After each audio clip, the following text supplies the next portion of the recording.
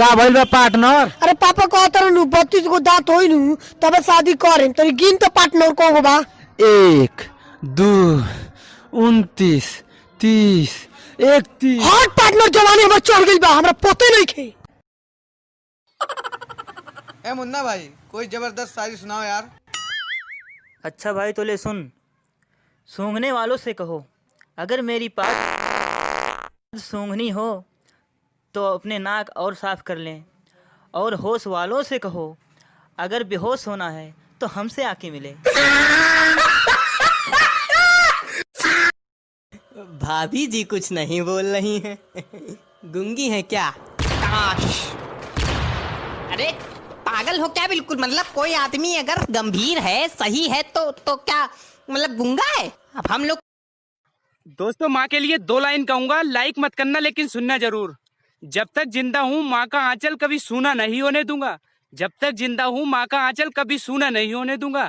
दिनों रात मेहनत कर लूंगा लेकिन माँ को कभी भूखा नहीं सोना। ऊपर वाली के चक्कर में लड़का को पिटाहिल बा। लड़की के हो पहला प्रेमी पुलिस लेके आइल बा।